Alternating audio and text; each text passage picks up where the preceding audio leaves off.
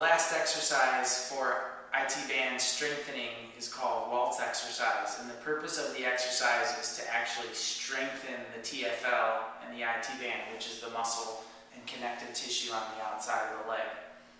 What you're going to do is you are going to get an aerobic step or some kind of a rise, and you're going to place it next to a wall.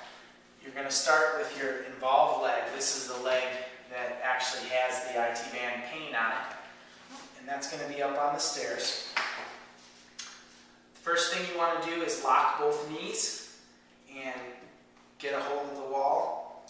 The next thing you're going to do is you're going to take your straight leg and you're going to let it drop down, which is going to force your hip out to the side.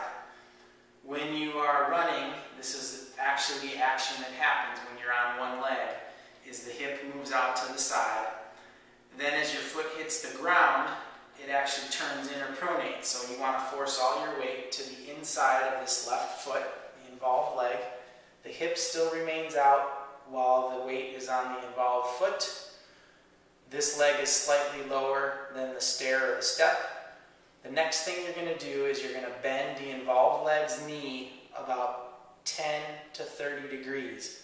Because again, when you run, this is the position that it's in. The knee's in, and this puts the IT band or the TFL at maximum tension. Now what you're going to attempt to do is mimic the running action, which actually what happens is your hip's going to move forward, so just slightly move that hip forward about 3 to 4 inches, and at the same time the right leg's going to go back. Now what you're going to do is you're going to move the hip back, keeping the knee bent, and as you do that, the right leg is going to swing forward in front of the knee. Try it again.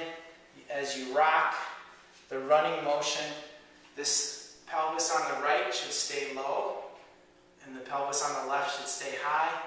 As I rock from backwards or forwards to backwards, the knee stays straight.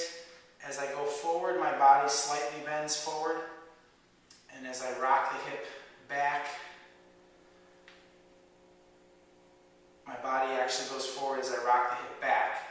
And as I rock the hip forward, my body actually goes backwards slightly.